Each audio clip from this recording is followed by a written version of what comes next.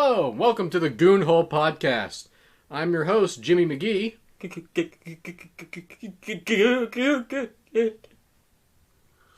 Gooby. That's my host, Gooby. That's my host. I'm not the co-host. I'm his host. Yes, that's my host here. Yeah, it's my boy. Yeah, same thing, you know? Do you need me to put on like a screensaver or something so you're not looking at your audio? I don't know, man. I don't know if that's going to get to me or not. I think I'll just keep spinning in this chair and keeping my head turned towards the microphone. Okay. The whole time I'm just going around and around. Okay. It's going to sound like I'm going by on like a train or maybe like I'm in a washing machine, and every time I come around it gets a little bit louder. I think that's good. I think that's a gimmick. Like, nobody else does that. Yeah, nobody spins while they're doing a podcast. Yeah. You know, I like Darwin's grandpa a whole lot. You know, his whole box idea and spinning you around real fast. That was a genius move. What was that for again? It was for, mental disorders. You got schizophrenia? Spin you in the fucking box. Really? Yeah, dude. And they would put, like, infants in the box and spin them. Crazy. Like, dude, I don't think that sounds like the most fun I've ever heard of someone having in an asylum, you know? It's being put into a small dark box where they spin you really fast. Yeah. Yeah. I mean, that's better than just, like, eating, like, a drug sandwich. Yeah. And, like, sleeping for 14 hours. I haven't researched into it. I wonder what the, like, mentality behind that was. Was like, oh, there's not enough blood in your head or feet, so we're gonna spin you really fast so there's more blood in your head and feet. I know that one of the originally, like back in the day, like the 1600s, people thought that like insanity in women, or like just like really bad personality disorders, hysterics was caused by the fetus going up into the head. Baby brain. That took a long time to like get that out of like doctors' heads too. I mean, I love the study of the humors, you know? Oh yeah. I love the idea of going into a doctor and they're like, you got a lot of green bile in there today. And you're like, thanks, doc, what do I do about it? And he's like, you drain it. Oh, how? Have sex with your wife. I don't know. And that was medicine. Dude, no wonder like people hated doctors for so long. Yeah. Recently I've started to hate modern doctors as well. Yeah. I think the fact that like barbers used to be doctors is really like indicative of how those people in society were so worthless that they had to get two jobs that were really important to even matter. Yeah. You know? I have to be able to do surgery and cut your hair. Yeah. Like, it's basically like, you guys have to put up with me, or else you're gonna look like barbarians, and I'm gonna steal your organs. I did not know that doctors were usually like barbers as well. Yeah, Dr. Barber. Wow. Surgeon barbers. That's incredible, because like now like doctors are like gods, basically. Yeah. And it's funny that back in the day, you know, you'd be like, yeah, you know, hey, Dr. Armstrong, I want bangs this time. You really kind of, like, jimmied it up last time. My Jew curls are getting caught in my coif. Could you trim it up for me, maybe? Do you have, like, some kind of, like, fecal straightener that'll keep it from tangling? This cow dung will really bring out that luster in your hair. And when you get sepsis later, I can treat that. I wonder what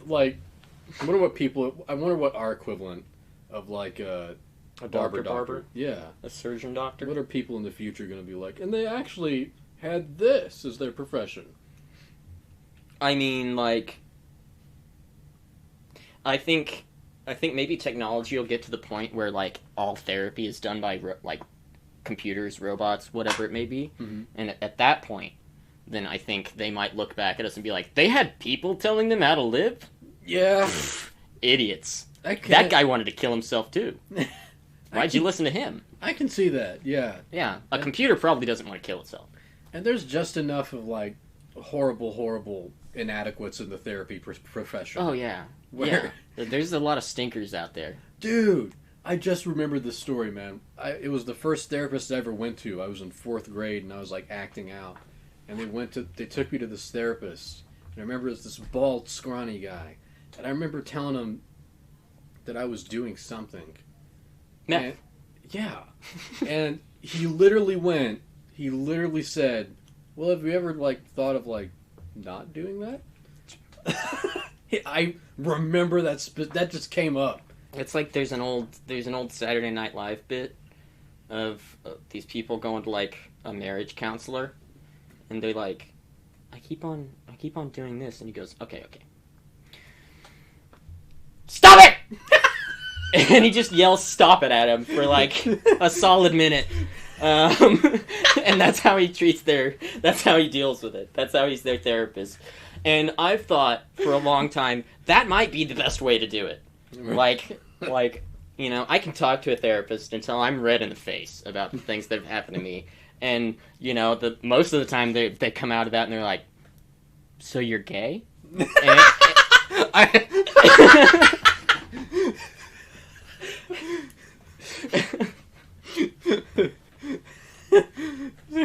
Continue, please. I forgot what I was even saying. Oh man, I got abused. So you want to suck somebody off? This is what's going on here. So you're trying to recreate your trauma, right? No, actually, I'm like kind of healthy, you know. Fuck. Oh man. What was it that I was saying? You totally derailed everything. I did. That threw me off so hard, man. Gayness. Oh yeah. Marriage counseling and stuff. Stop it. Oh yeah. Where if I had talked about my trauma to a therapist and I had been like, you know, I just can't stop thinking about like the shit that's happened to me and the things that happened whenever I was a kid. Instead of getting the response of, oh, so you're a homo, I would get like, stop thinking about that. You stupid? Well, you think you're unhappy because it happened? No, you're unhappy because you keep thinking about it. Stop thinking about it. I hope that you open up and they're just like, well, quit that, young man. Excuse you? Well, I never. Depressed? Pshaw! I never pshaw and excuse you, young man, are awesome. Like, getting offended that somebody used, like, a rude word or was, like, obscene in a therapy session is such an amazing image. By It's by George, isn't it? I think it's by Jove. By Jove, yeah. I was like this close to saying, by God! That's a totally different vibe, but it also... Yeah. By God, this man's a nut. Oh my God. He's cooked. I give you 2 months.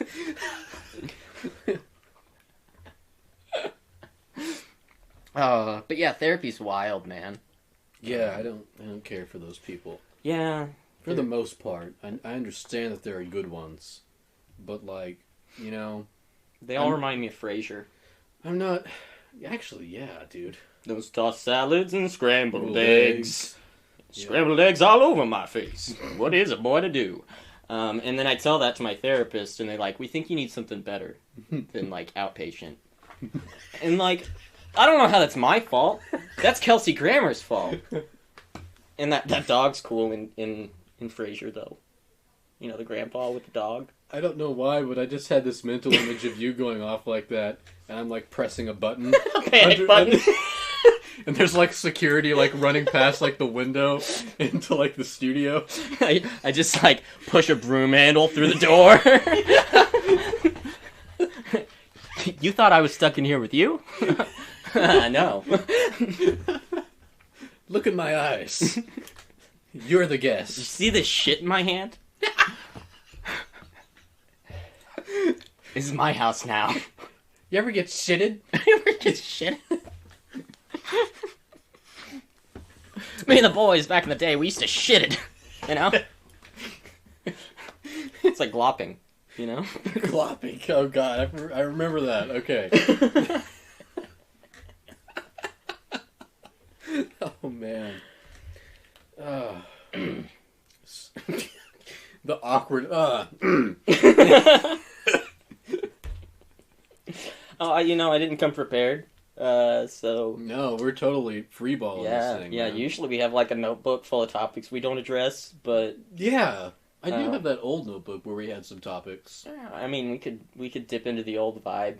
I kind of like this new like New setting's interesting. yeah, it is. And I like there's like a new feeling to the whole thing. Maybe it's because we're not sitting in Papazon chairs. Maybe those chairs are fucking cool though. I do like the vibe. Come on now. For sure. Well, hey, I like that basement. I don't know what you're talking about. No, I think like I think it's more of like a. I think it's more of like an attitude vibe. It might be the location. We might revert back to like our knuckle dragging selves whenever we go back to the basement. But in that dog shit medieval barbaric basement, that fuck ass monkey. Dude, okay, hold on. You can get mad and you can talk shit however much you want about my basement, however much you want about me. But I have to draw a line whenever you start insulting my friends. And Big Monkey has been there for me a lot longer than you have. Okay? Big Monkey has been with me through 3 living situations. We met like a year and a half ago, 2 years ago. I've known Big Monkey longer than I knew you existed. You can't take that tone with me about Big Monkey. You getting so serious that you keep on saying Big Monkey. That's why his name's Big Monkey. It's because no matter what the subject is, if I just say Big Monkey over and over again, because that's his name. His name is Big Monkey. It elevates every bit that he's in. 100%. It's like Crowjod. I love Crowjod. I have to explain that Crowjod is almost a god. Okay. He's just God with a J, And so he's Crowjod, and it adds so much more power to his character. Because, he's just a horrifying racist stereotype of a crow. I didn't notice that. Yeah, he's like the old-timey Disney crow that's, black with a bright yellow beak for fuck all reason, because crows don't have yellow beaks. Huh. And yet, for some reason, in all the old there was a Southern. It's like I think I know what you're talking about. Yeah, the whistler guy. He's like a heavyset guy who would.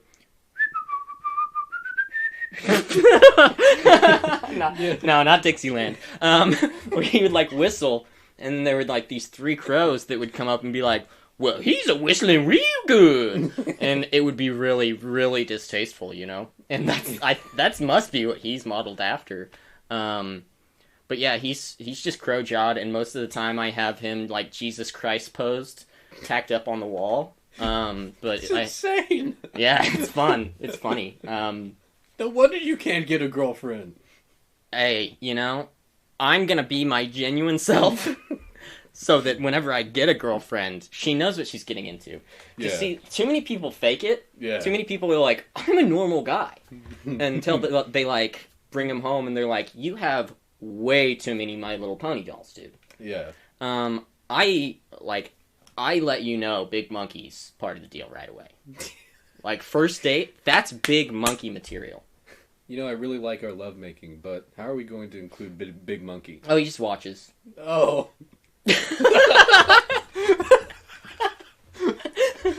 I wasn't aware Big Monkey was about that life. Yeah. He really wants me to get a slatted closet door, so he can flip them whenever we're in the middle of lovemaking. And I've told him he needs to start out in the closet, or else women will be off put by it. It's if he's in the closet, nobody's gonna know he's in there. Yeah. And we can just do the normal thing, get it over with, and like everyone go our separate ways, except me and Big Monkey. We're sticking together. But he insists on starting at the foot of the bed with one hand on us. And then about halfway through, he shakes me and says, "Closet." You know, I feel like if Stephen King was here right now, he'd be like, "Oh my god, that's brilliant! This is genius. I can work with this." Do you do cocaine? How much? How much for the Big Monkey story? That sounds like no. like Big Monkey leaves the room during. No, it's nothing crazy. I carry him out. I say, "Hold on a second," and then I make them think I'm going to get like a Jimmy or something, you know. And really, I'm just taking Big Monkey out of the room because he doesn't really need to see that. I gotta go to the bathroom. Why do you always take your big plush monkey? And he doesn't come back with you. What's going on here? We need moral support. Would that bother you if like you had a partner and she was like a specific plushie can't be in the room with us whenever we get intimate? I feel like I can understand that. Yeah, I could understand it. You know, I feel like I have had plushies, or I feel like there are things that I like plushies that I have in my basement that I would not want in the room. Yeah. Like my that Poe doll, that Teletubby doll that I told you about, or did I show you that? Oh yeah. Yeah. Bag it. Bag it. Yeah. Buy my butt. Uh-oh. Poe. Yeah. If that thing was in the room, I'd probably have to take it out. But not because he would talk, but because that was a gift from my grandma who died whenever I was like really little. And I feel like I'd make eye contact, and like anytime I see that doll, I remember my grandma. You don't want those mental. I don't want that. Yeah, I don't want that landmine sitting in the room. You know? It's a landmine for sure. Yeah, you know, because you know sometimes baseball's not enough. Sometimes you just can't focus, and so you gotta like let the ADD take over and just start scanning the room, figuring out what's on the walls, even though it's your room. You know, you decorated it, stupid. But then I'd lay eyes on that Poe doll. It'd be over for me. I'd be like, "You need to go home. Yeah. I need to talk to my dad." Yeah, because like plushies are really like magnets for like very like childlike, innocent like associations. So like just that one though. The other ones, they've seen it all. Yes. Oh, well, they've seen me with people freaking hog-tied, like gutted.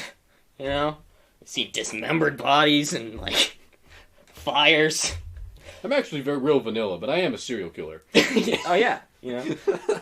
Sex is weird, you know, but the tactile pleasure of having your hands inside of somebody is, you know. Well, that's about it. Is it? Yeah, I reckon. Don't bug your eyes out at me, mister. Good. Gadzooks, he's got a knife! Where did it even come from? It turns into a radio drama. Oh no! I'm gonna hide in the closet. I think I hear him coming. Is he a horse now? My god, he's a centaur! I'm coming to get you. Uh-oh, he's in the kitchen. I do. It's actually really admirable if you listen to those. Oh no! Oh, the pots and pans!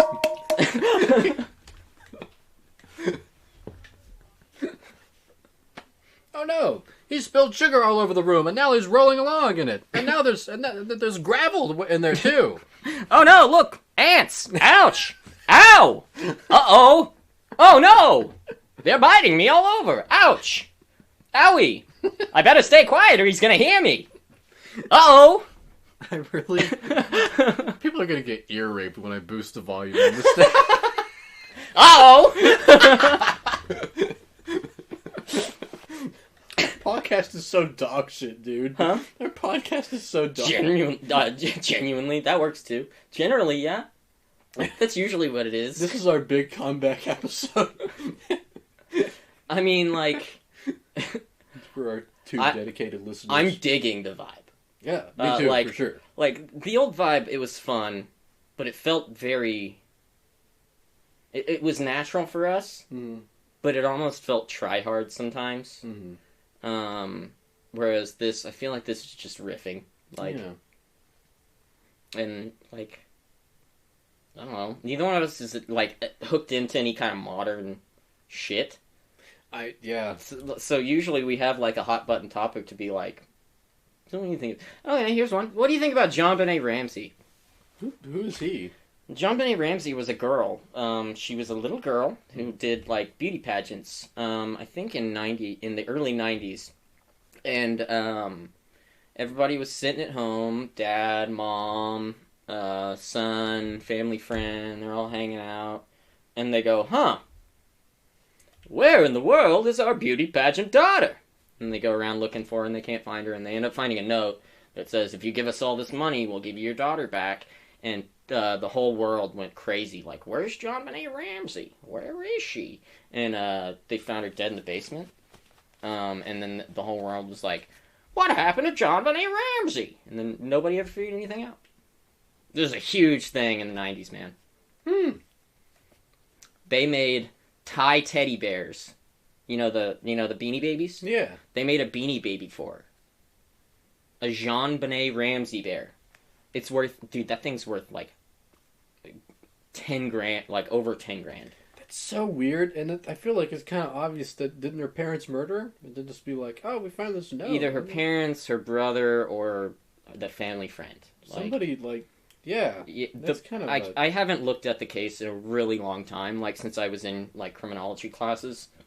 But, like, from what I gathered, like, it was either the brother or the dad. Like, it was one of those two. The brother, like, I think they said that the brother had, like, some mental issues and was, like, super jealous of her or something like that. And the dad was a weirdo. Okay. But the amount of money that they asked for was exactly how much money he would be receiving for his, like, holiday bonus that year at work. They asked for that exact amount in the ransom note. So it's kind of like, interesting. Coincidence. Oh, and the police, like, totally fumbled that case. Big surprise. And, like, that's what screwed, like, 90% of that case up. Interesting. Man. Well, first of all, I'd have to ask that you keep the disrespect to law enforcement at a minimum. Okay.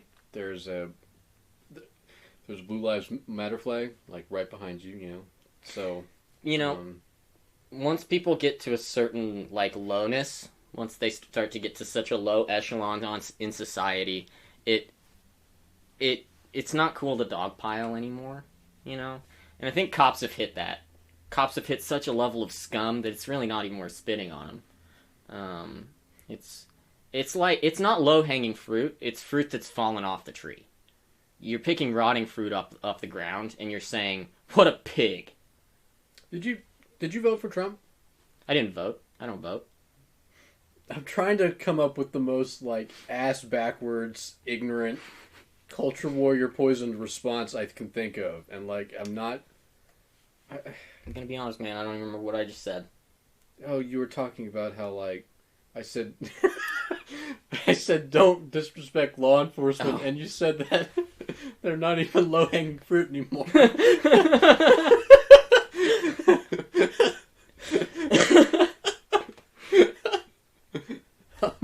But no, that real, like, on the real though, that's awful, man. Can you imagine, like, I feel like some people in that family know who, like, murdered her. Oh yeah. And can you imagine, like, it's like the most simple case, and, like, it gets fumbled, and you can't do anything about it. Mm-hmm. I mean, except... like, that's one of the things that I'll, like, never forgive my teacher for, is she was so obsessed with those cases, so she would make us research them. And so I've done so many college papers about these fucked off cases that, like, I don't care to know. Yeah. But I know, and I'll never be able to get rid of. Have you ever heard of The Boys on the Track? Mm-mm. It's these two, like, teenage, like, 16 to 18-year-olds, I can't remember, But they were out hunting, or they had like a 22 or something, and they were out walking the railroad tracks. Teenagers in I think it was the 70s, just walking the railroad tracks, and they come up. The next morning, a train is going down the tracks and sees something down the tracks and tries to stop and doesn't stop in time and hits it, and it turns out to be those two boys wrapped in a sheet. Oh wait, and they were like fucked up. They were completely dead way before the train hit. Right. Yeah, like their heads had been bashed in, basically. It's like cinder bricks or something. They couldn't figure out exactly because their bodies had been so destroyed by the train that they could only figure out that some of these wounds and some of this damage was done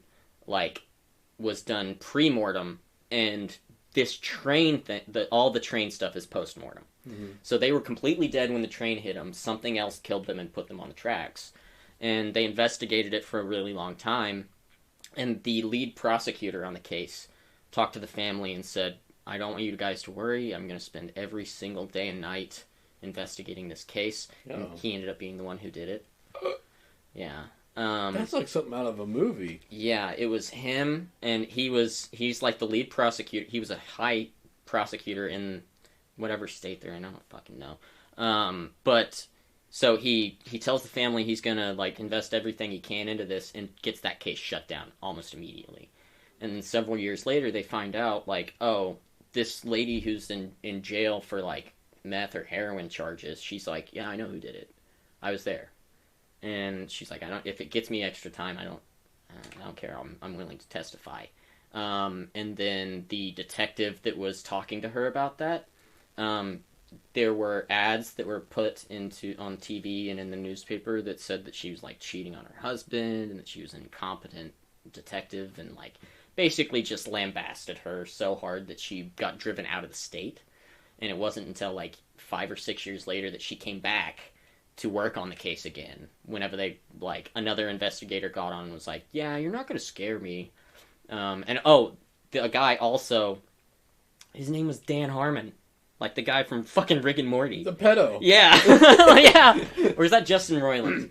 They both are, because Dan Harmon did a weird skit about raping a baby on one of his previous shows, and then Justin Roiland, of course, with the Discord DMs. Yeah, fuck those guys then. But yeah, Dan Harmon was the guy who did it. Do you know who was heavily associated with the case? Who? But his name was stricken from the record. So. Okay. William Clinton. Yeah. No. Bill Clinton was involved, and the way that he was involved was because he was connected to Dan Harmon, who was a drug trafficking prosecutor in that state. And Bill Clinton had very close ties to him, and very close ties to his other cohort politicians who were also running an illegal drug trade inside of, I think it's Illinois. I think it's wherever Clinton was the senator of. They were running an illegal drug operation where they'd fly drugs in, and government officials would pick it up to ensure that the police would not interfere. Wow. And Dan Harmon's the murdering lawyer. Yes. And he had two crackheads with him. That they ran into those two kids on the tracks and just fucking killed them. Because they were going to a drug pickup, and the kids were just wandering around out in the woods. Whoa. Another kid and his friend saw them kill the guys, and when he went to the police, he was like, yeah, I didn't come forward because me and my friends were out there looking for weed, a weed patch to steal from, and we saw these guys, and they got hit in the head and got killed or whatever, and day later, dead. Whoa. And that happened with 4 or 5 different people throughout the case. Anytime somebody would come forward with any information, dead. What was the end at that? Was there... Dan Harmon went to jail for unrelated crimes. He never got tried for murder. He ended up dying of diabetes, I think, in prison. And there was a woman... The woman who was on drugs, she didn't get any additional charges besides her drug charges. So she didn't get like a what's it called? Accessory to murder or anything like that. She got off. So it's still kind of considered an unsolved case, but basically no one's investigating because they're like, it's this guy and he's dead. There's nothing we can do. And also, it's so fucking sucks because the guy who killed their son went up to them, shook their hand, and said, I'm going to try everything I can to get this case solved and bring this person to justice. Yeah. Like, I can't imagine how, like, this is going to sound, how powerful he probably felt in that moment. Oh, yeah. And that's disgusting. That's so gross. You know, because you would only do that if you're, like, enjoying it. Oh, yeah, if you're sick. Yeah. You wouldn't insert yourself into the case. Yeah. If you weren't a masochistic, sick fuck. That handshake and looking him in the eye, like, you're greatly enjoying this. Mm-hmm. You're getting off on this. Because that's totally unnecessary. You don't have to do that. Mm-hmm. Unless I'm mistaken. Yeah.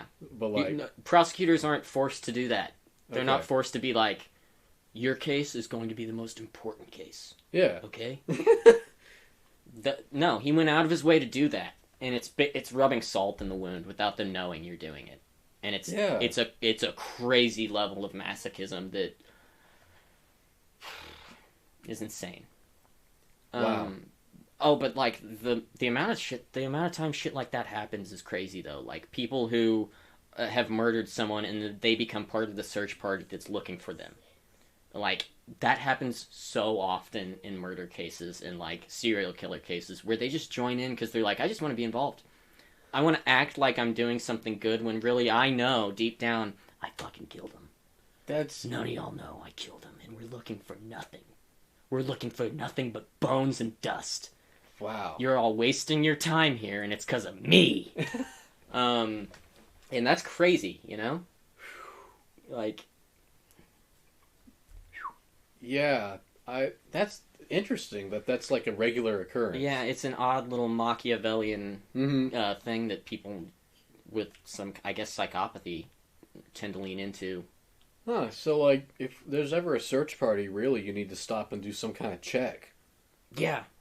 Yeah, you need to be like, can we swab your hands real quick? Yeah. You're part of the search party, right? We just want to make sure that any fingerprints you might leave out there, we already know they're yours, so we got your fingerprints, you know? Man, dude, like... And they put it in, and they're like, you ran drugs in 92, we're taking you in. Oh, the dead... Oh, no, they've been dead for weeks, we're not going to find them. So... Anyway, this is our big bust. We dealing. So you're needed at the jail. Imagine getting arrested like that. You're, wanted. Uh-oh! Well, would you look at that? You did a felony. You're gonna have to turn around. Well, I'll be. Son of a gun. You son of a bitch. He did it again. You're under arrest. Don't resist. Oh, he's resisting. Like, don't resist unless you want to. Unless you like it the hard way. God, dude.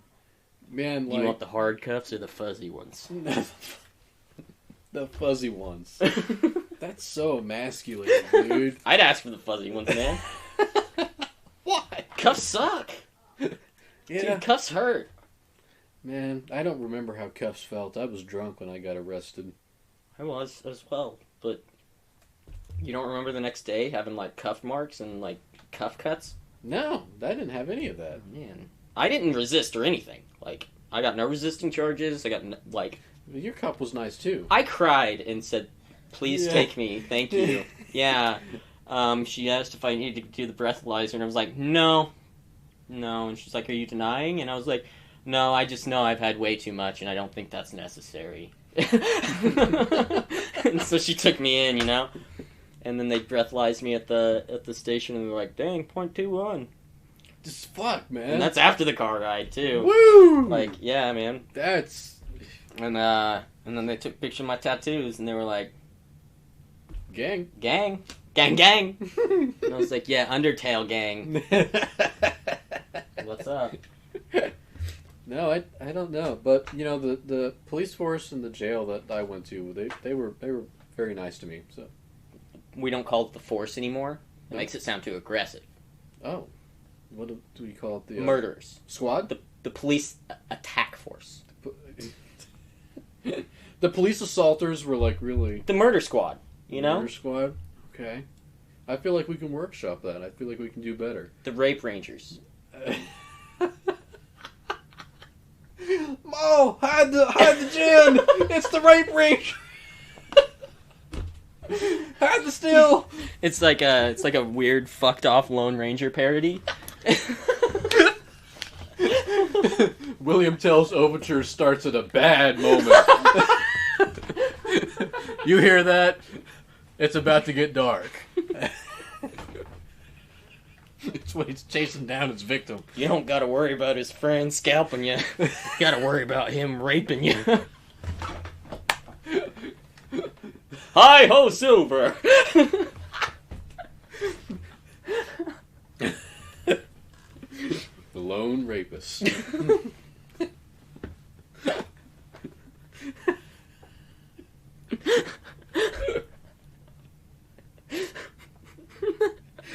Oh, that's cursed. I love that.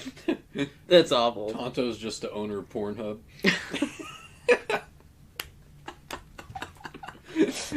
But he's like, he's now like at the first half of the series, he was like totally with it.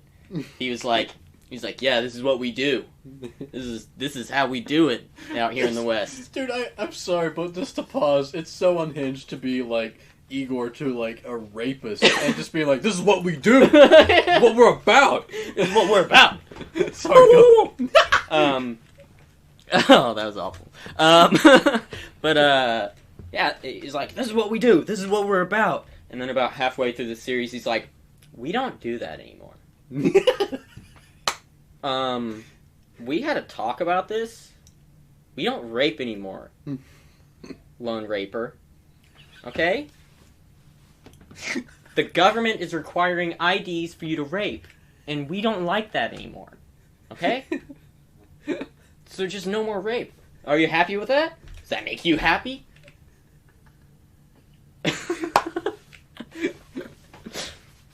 You're the lone consenter. Okay? I printed these forms out for you. Dude, I don't know where I saw this, but like, apparently, you know how Pornhub checked, the company checked to see if like videos were kosher or not? Mm-hmm. They had a team of like 300 guys who would just watch videos for like 8 hours and just like fast forwarding through it, no sound. And like, wow, airtight. B, like, dude, like, can you imagine like how fucked your brain? Oh, dude. Like, cause like I was thinking like, you know, like I've watched a fair amount of porn. Yeah. But if I A had decent amount, but if I had 8 hours a day, continuous, if that was my job, 15-minute breaks and lunch, presumably. hopefully. You know, it's Pornhub. So I you mean, don't know. but with the people who go for that job, they're probably looking at it on their lunch break too. Dude, like, you know what it reminded me of? There was a dude. There was a dude who was telling me about working at like tobacco plantations. He visited, and like so like there's like some kind of like processing building where they're making cigarettes, and like the smoke is so thick in there, and people are just walking around without any gas masks or anything. And so they're smoking like 2 packs a day with dip in their mouth because they're so desensitized. Mm-hmm. And it's like that's like the porn variant of that. Yeah, you're just in that smokehouse, and like you're just and like I feel like I would be bleeding out of my eyes and like drooling. Yeah, I would either do that or I would become like some fucking weirdo, like not like a sexual weirdo, just like I don't know, man. I develop autism. My name is Lucas, and I have no sexual feelings whatsoever. Yeah. Yeah. 1,000-mile stare, 100%. Men insert their penises into women's vaginas all the time. Why should I act like that's something special? Yeah. And people don't record it. Mm-hmm. Like, just because you recorded it, that makes you better than everyone else? No. Oh, yeah, and you bring it up all the time, too. You, like, that's, like, your obsession. Hi, how was your birthday? It was good. Watch porn. It made me feel nothing. Mm. And you know me, I love that. The more numb I get, the safer I feel. But I have noticed, and it's something that makes me kind of sad, is that the plot's been getting better. I can tell that the actresses are working on their acting. Not the actors so much. They still come fast, but the women, they seem to know, like, when to make eye contact with the camera, when not to. It's like art, I guess. You know? I don't know, but something about, like, the micro pause and the, you know? It's like, wow, his head's empty. Oh, man, I can do that. His inner monologue Turn is that shit static. on, yeah. But yeah, I think I watch porn upwards of 10, 12 hours a day. You know what? We should see if we could get one of those guys on an interview for the Goonhole. That'd be insane, dude. Right? I actually thought about, like, how much fun I'd have doing interviews here recently.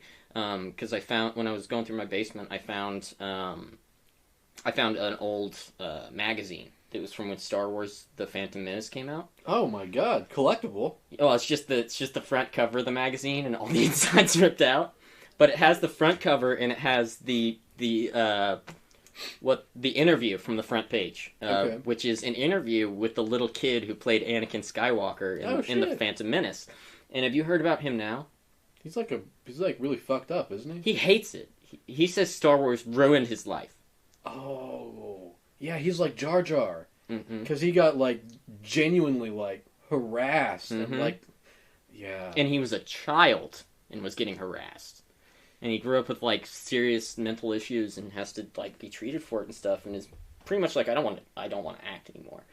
And I found that, and I would like to get in contact with him and ask him some of the questions that were in there that they had asked. Because it was like, do you think you're going to become an actor whenever you're older?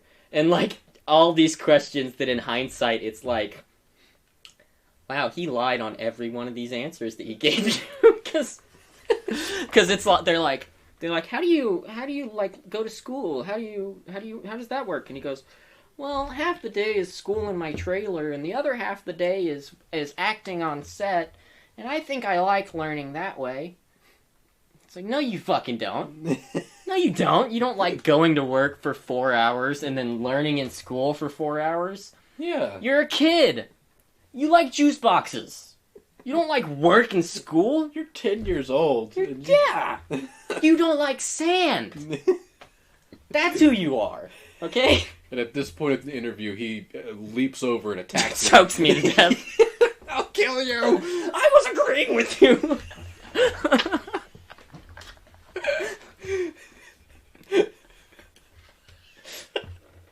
But yeah, I could see little Annie choking me to death.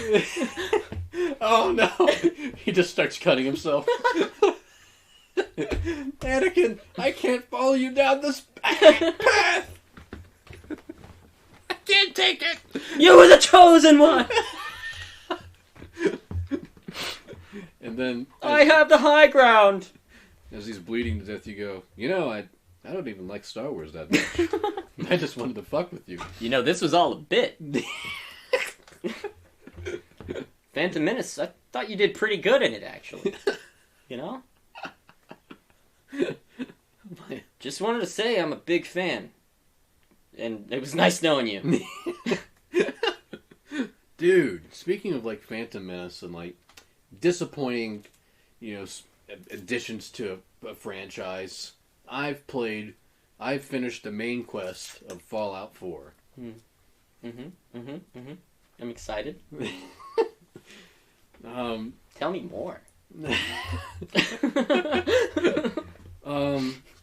I think it's misunderstood. By who? You have that tone in your voice. You're about to rip my throat out. When you start like asking me questions the same way a police officer, short and curt. Yeah. How much you been drinking tonight? Like, where you heading? Yeah, it's like that. You having a good night tonight? I can't believe they asked. Where you coming from? People that question. Like, I'm gonna head back to my car. You sit tight. Don't go anywhere. He's scooting his chair. Can you turn your engine off? Oh my god! I'm gonna need you to turn that engine off. Turn it off! You're giving me anxiety, genuinely. Oh, it is off? Is this electric? That's insane. Wow. I hate you as a police officer. That gave me genuine anxiety when you raised your voice.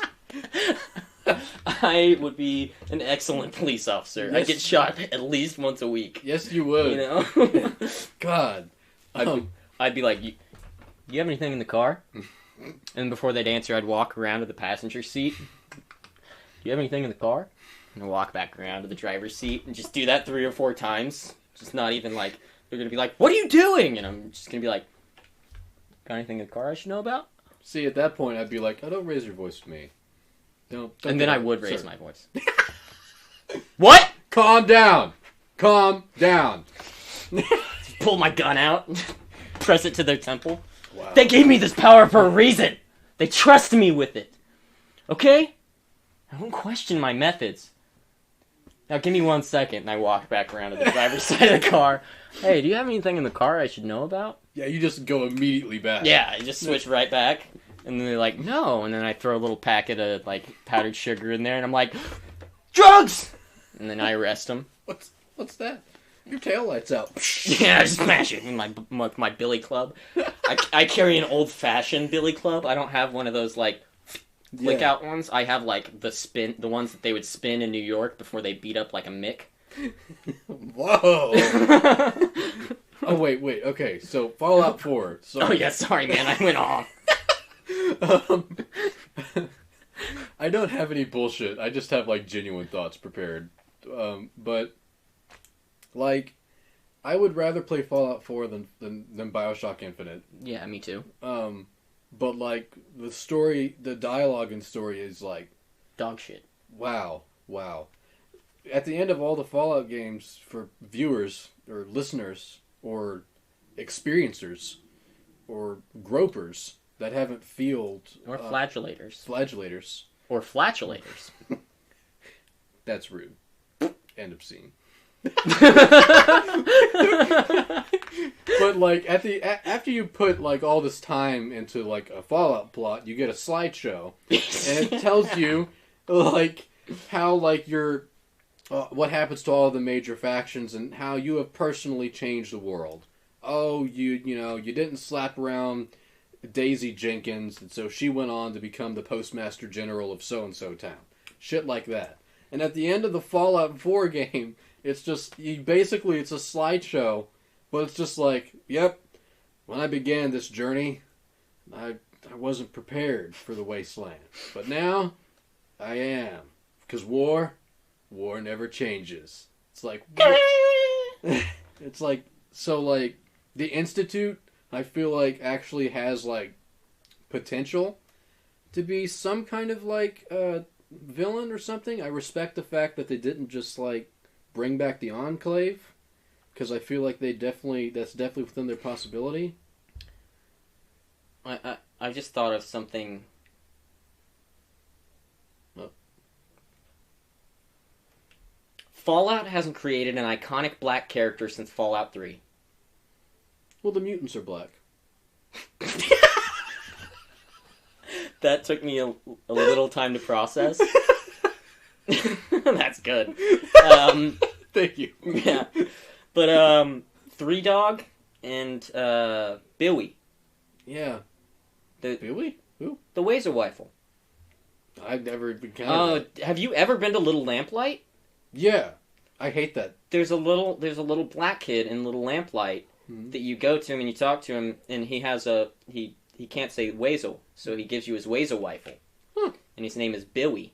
Okay. And you help him out, and he gives you a weasel rifle. Okay. And it's like an insanely strong laser rifle. I had no idea. You gotta go out there, man.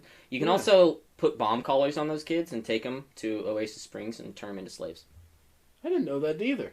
You haven't been playing right, brother. I haven't, no, because I hate those kids. You can enslave like most of the wasteland. I didn't know that you could do that with bomb collars. Maybe that was a mod, but I know you can do it with the kids at Little Lamplight. Okay. That's 100% sure, but being able to do it with other... I've seen videos of people doing it like with Tenpenny Tower and Megaton and stuff, but I know for a fact that you can take the kids from Little Lamplight. Dude, that's sick. But... Fallout 4 would never. No. And, like, Fallout 3 is not even a good RPG. It's not. And, like, it makes Fallout 3 look so good. Yeah. Actually, I think... Fallout 3 was the first... Fallout 3 was the first Fallout game that set the hook for me, though. Yeah. Gotta say. I think it's a good, like, introduction. Because, like... I don't know. I don't even know if I'd say I dislike the story. It's not terrible, and it's cool that they got Liam Neeson for your father. Yeah, it is. And, like, that they, like, edited his face just a little bit, if you were different, Yeah. But overall, I don't think the story's bad. I like the departure from the typical Brotherhood of Steel. I liked that a lot. I know a lot of people just fucking hated it. 'Cause, like... I get it. They're like army jarhead pieces of shit. But in Fallout 3, it was kind of like, okay, these guys, guys with the cool armor are kind of agreeable now. Yeah. So now I can have the cool armor without feeling like a prick. Yeah. So, yeah. And, like, dude, the Brotherhood of Steel in Fallout 4 is, like, a completely different faction, it seems like. Like, they're, like... It's so stupid. Okay. We are an organization that hunts down the technologies of the past and protects our future from those technologies. Gooby's got a phone timer going off. It's time to. We need to protect ourselves from these technologies. But let's blow up a nuke in MIT, and let's build a flying airship that can rain hell on anyone that we come across. It goes back to the like roots of the Brotherhood of Steel being like so face forward hypocritical. Yeah. That like it's not believable, because like at that point it wouldn't be like you could just be a Brotherhood of Steel guy. You'd get fucking shot. If you were Brotherhood of Steel and you came into any neighborhood and your airship just flew over and your guys just fucking like bombed out of the sky into the ground, my village would try and kill you. Yeah. Instantly. Like there would be no like, who are you? What do you do? You're dead on sight if we can. Yeah. Because you just flew in with insanely superior firepower, basically into the Appalachians. Like we are podunk. Yeah. We're mutants. Like, we don't have guns. We use pipe rifles. And you just fell in with power armor and a minigun. Fuck you guys. Don't tell me how to live and that I can't have technology. And I love that, like, the joining from Fallout 1 where it's like they give you a suicide mission because they hate outsiders. And you only get to join because you like do the impossible. So, like, Fallout 4, where you're going to their base, and you're like, hi, I'd like to join. And they go, huh, all right, you've survived this far into the wasteland. We'll take anyone. Yeah. It's like... In fact, you want to be in charge in a couple months? Yeah, the fact that they also, like, boost you to night. You don't have to go through the process. Oh, and, like, that is one of the most disappointing reveals, like, ever, is that they're like, oh, this super loyal Brotherhood of Steel guy, Do you know he's a synth? I played the Institute. Oh, Dance is a synth. That whole thing is really. I really don't think the whole synth and like real stuff that is total like It's shit. yeah. It's a really shitty plot point That you stole from Blade Runner, and it doesn't fit in this world at all. It doesn't fit in this world, and like it doesn't even fit in with your own lore. No. Like the lore that you've set up. What? Am I Uh-oh. bleeding? Interesting. Bleeding. Oh, I got a little cut on my hand. It doesn't even make sense with the lore that they set up because, like, I forgot what I was talking about. Synths. Synths. Yeah. Because, like, correct me if I'm wrong, but you shoot a synth and blood doesn't spray out.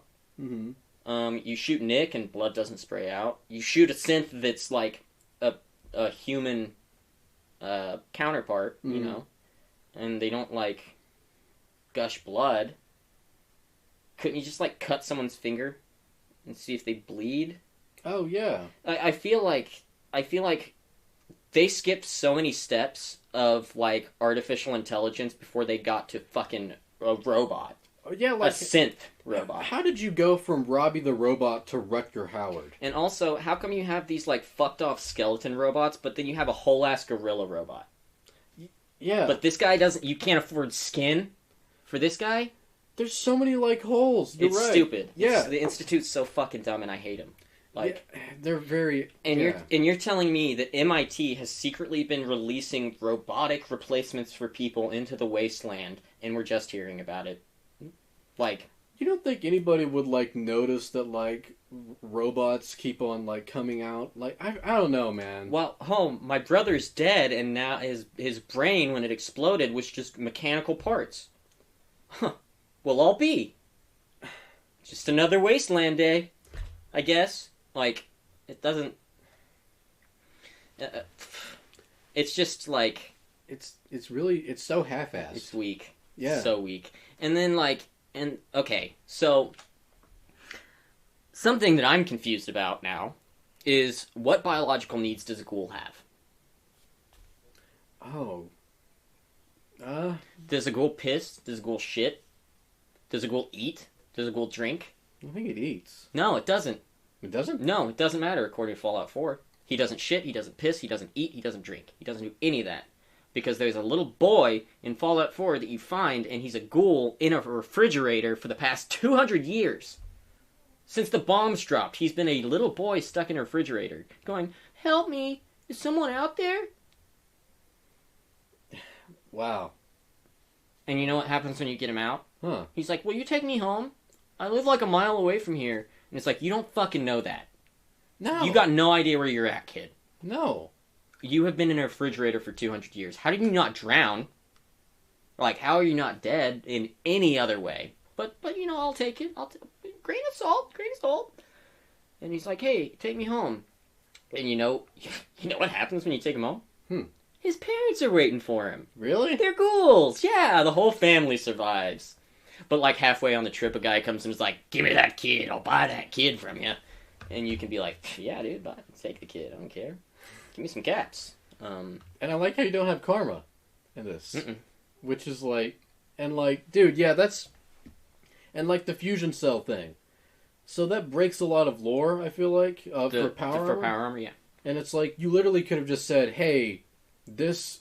We just invented this," or like, "We've just discovered this," or like, "The Brotherhood has invented like super power armor." Yeah, if there was some explanation for why they all of a sudden need a core. Yeah, and why... Like, a replacement core all the time. Yeah. Which wouldn't make sense if they were like, "This is superpower armor," because now it's weaker. Mm-hmm. Now I have to get out and replace a core every 10 minutes? Like it's an older version or something. Yeah, they could, if they said like, "Oh, well, the newer models were all got shipped out to California for the war." You don't have to explain any more than that. Yeah, but like the fact that I don't know, like it's too big of a change for it to be like it used to just be armor and now it's like a semi vehicle. Yeah, it's Like, it's not. It doesn't make sense. Because that's a really big retcon. Mm-hmm. It's and like, oh gosh, there's so many things in Fallout 4. Oh, I mean, and did you ever play Fallout 76? No. No, sir. Good for you, man. That's something I have no curiosity about. It's awful. It's so bad. And like they're like, oh, there's these new guys called Scorched, and they're like ghouls, but they stand in one spot until you get close to them. Oh. And they got crystals in them. Weeping angels, but ghouls. No, they'll still move when you're looking at them. You just have to get close, and then they'll come after you. It's basically like a ghoul that you'll see in the middle of the field, just like frozen in place. Scorchers. Mm-hmm. Okay. Yeah. Yeah. Yeah. And they're nowhere else. And this is supposed to be like right after the bombs fell, and like you're repopulating. You know. Where's the set? The Appalachian Mountain, like West Virginia. That's a cool setting that they really kind of fucked in the ass. Mm-hmm. Like, you could do so much with There's that. Mothman's in it. That's cool. That is cool, you know. But they made it just a giant moth. That's not cool. Mm-mm. And you, like, fight him. Wow. That's rough. That's really rough. And, like, also, like, the setting of, like, Fallout 4, like, Massachusetts. Boston. You literally just went, like, 200 miles, like, above, like, the Fallout DC. 3 setting. Yeah. And like... Hang on. I'm gonna look that up. How far it is. Yeah. And they also did it, like, really poorly, too. Because they could have had so much tie-in. Mm-hmm.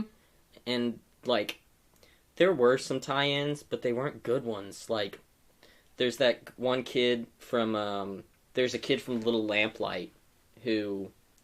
Billy McCready or something McCready. No,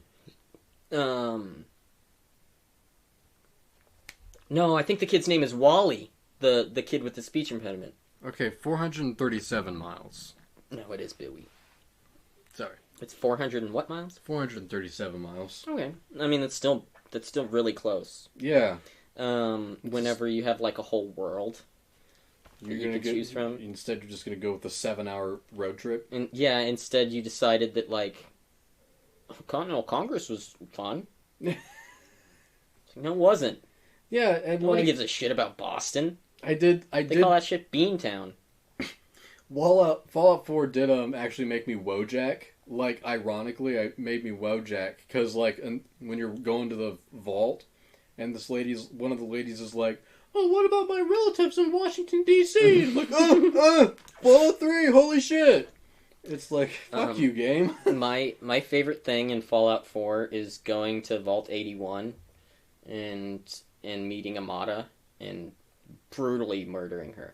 Amada, is that from 3? Yeah, that's the main girl in 3. Really? That's the girl that you meet at the very beginning who's like, "You gotta get out of here, your dad's gone nuts." Dude, the Return to the Vault quest, I finally got to do that like a few weeks back in Fallout 3, and that pissed me off so much because that ending is so fucking forced. Mm-hmm. You have to leave here. And it makes zero sense.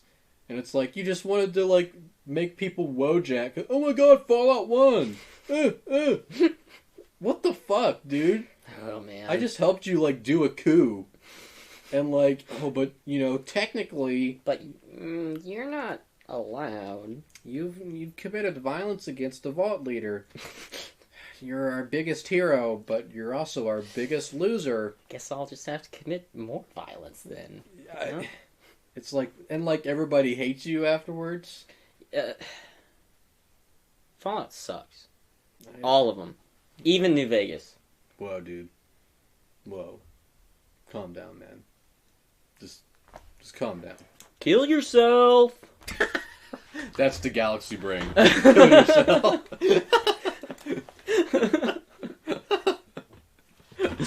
But, yeah, like, and also, like, the revolutionary thing, it's like, you already did that with Fallout 3. Mm-hmm.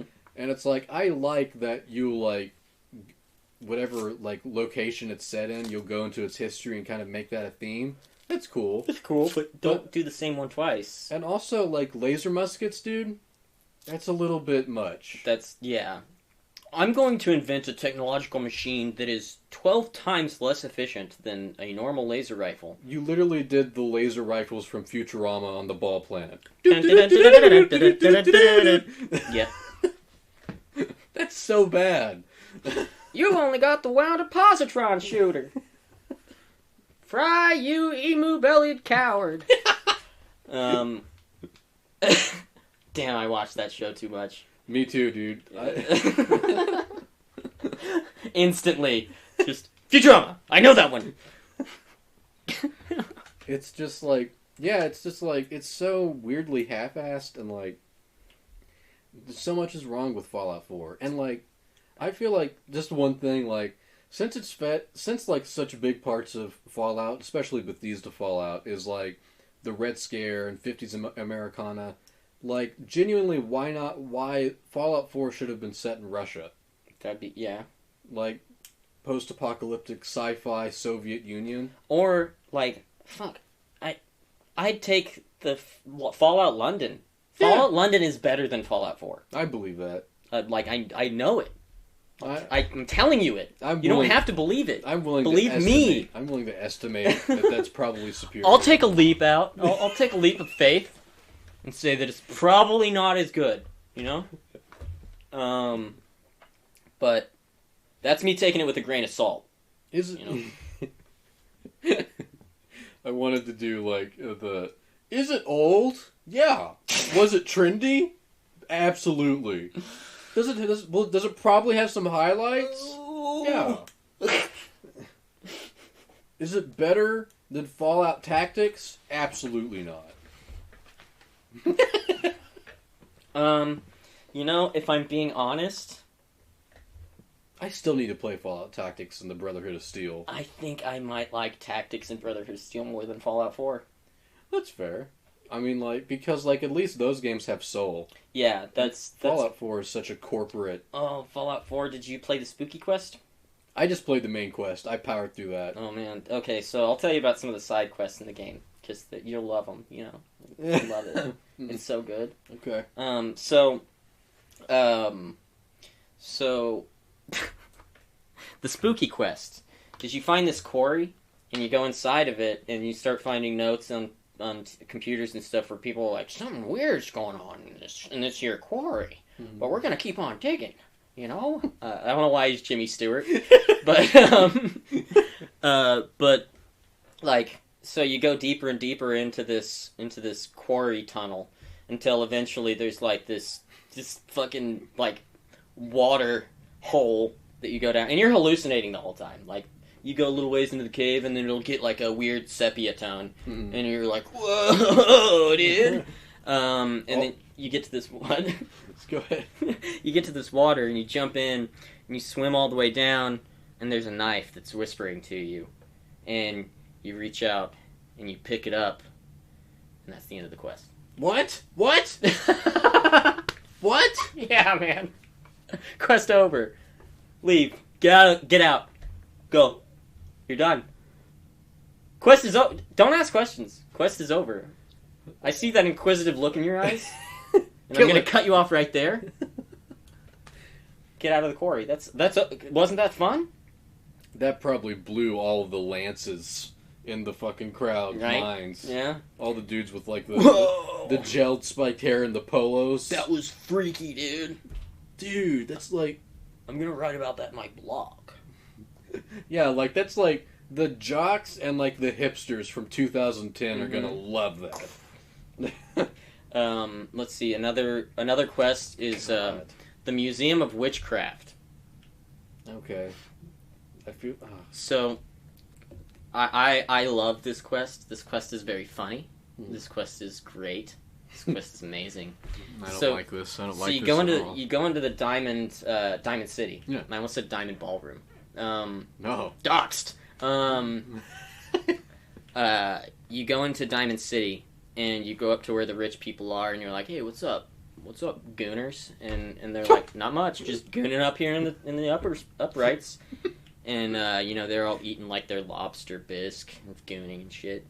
And that honestly is like something that Fallout 4 would do. They basically are. All the rich people in town literally sit in the upper decks and eat all day long and just watch the poor people. Like, not enough people really conceptualize how fucked Fallout 4's everything is. Like, Sorry, derailed. No, you're fine. You're fine. It's Fallout 4 that's doing it, you know? Yeah. So the Museum of Witchcraft, you go up to these rich people and you're like, hey, fuckers, what do you want? And they're like, we want a Deathclaw egg. We're hungry for a Deathclaw omelet. And you're like, okay. And then it's like, you need to go up to this Museum of Witchcraft in order to do it. It's near Salem. Oh, there's a place! Witches! And then, so you go up to the Museum of Witchcraft, and you go inside, and you're sneaking around under the floorboards, because the only way to get in, you go under the floorboards immediately. And you hear something smashing on the floor above you, and you're like, whoa, something's crazy is about to happen. And you jump out, and it's this alpha Deathclaw, and it's just like an all-black Deathclaw, and it attacks you, and you kill it, and you look around, and you find these eggs, and you're like, oh, it's dope. Deathclaw egg. So you get one Deathclaw egg, and then you get the option to give the Deathclaw egg to the rich people, or to give the Deathclaw egg to a Deathclaw in the middle of the map, put it in its nest, and it comes out, and it gives you a Deathclaw gauntlet. Because you returned its egg, you know? And I hate that quest. That's one of the worst... That's like one of the worst made quests I've ever experienced in a game. Because here's the concept that they decided to give you, right? Rich person, go get me egg. You, go get egg. To get egg, must kill dad of egg. Mm-hmm. Now, you're faced with a dilemma. You have killed dad of egg. Return egg to mom of egg, or give it to rich. And, you know, the optimal solution, don't get the fucking egg. Yeah. Don't kill the Deathclaw. Well, that's just a sticky situation you don't want to get involved in, you know? You just don't want to do it in the first place, because you're killing a dad regardless. Yeah. If you're getting involved with the quest, and it's the first time you can get a Deathclaw gauntlet in the game. It's the earliest in the game you can get a Deathclaw gauntlet, because you basically just can, like, run in, mine the shit out of the Deathclaw, and then get out of there. Mm. And it's such a weak story, like, a weak little plot of steal egg, choose whether or not it was right to steal egg. You've already killed the dad. It's too late It's too late. You're bad. You're a bad guy. Yeah, you're a big game hunter. Yeah. You can't be like, well, animals have feelings. Actually, now that I've murdered its father, I'm starting to feel some remorse.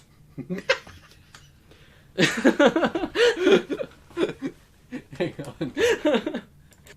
All right. And then there's another quest that is, oh, don't even get me started on on fucking Nuka World. That can of worms, dude.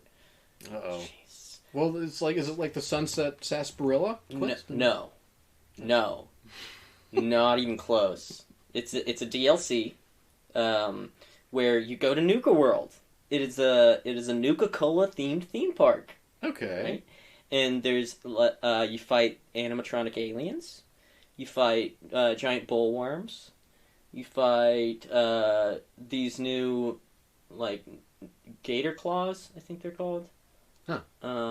Gator claw. They're kind of like death claws, but they're like alligator themed, right? You meet Tarzan in it. There are 4 gangs competing to take control. 3 gangs? There's 3 gangs vying for control of Nuka World. One of them are like the fucking masochists, sadists, like freaks, who they're like, we like to cut people up and we like blood. And you're like, that's cool, I guess.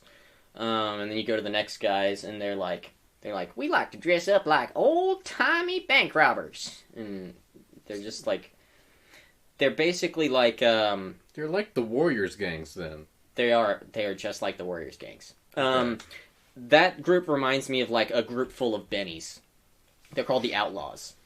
And then the last group, do you know what their theme is? Rape? No, that's close. What? You are 1 letter off. 1 word and 1 letter. Raves? No. They are furry ravers. You're lying. I am not lying. Hold on. What? I will pull this up for you. I'd like to see. Yeah, hold on. This is gonna blow your mind because, like, I've seen a lot of Nuka World stuff. I've heard a lot of people talk about Fallout. I've never heard anyone describe them as furry ravers, but that's what they are. You can't convince me otherwise. Like, okay. Nuka. Also, the just that whole setting irritates me because like there's no such thing as like soda pop amusement parks, and so like Come to Coca-Cola Land. yeah, it's like that's such like a Flanderization of Fallout because like oh Nuka Cola, that's a thing, right? Theme park of Nuka Cola. It's kind of like a commentary on capitalism and its excesses, right? A soda pop company makes a whole theme park. Isn't that like crazy, dude? Wow. I don't know, man. That's just really obnoxious. That annoys me. Oh, God. Oh, this is such a good one. Oh, but the image is only in low res. Show me a high res image. Well, I guess you can tell from this low res image. So, okay, the pack, huh? Yeah, do you see the elephant gas mask? That's a cool Fallout edition, right? That belongs in Fallout. And yeah, they're called the Pack. That's bad. And they have animals around them at all times, and they wear like fur that's been fucking neon to shit.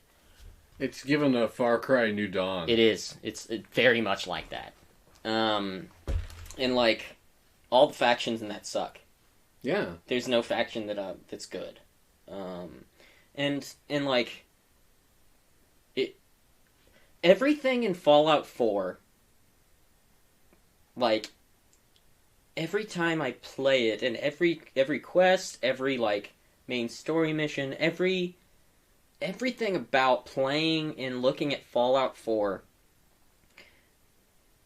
no matter what they do, it always comes back to how shitty that settlement system is.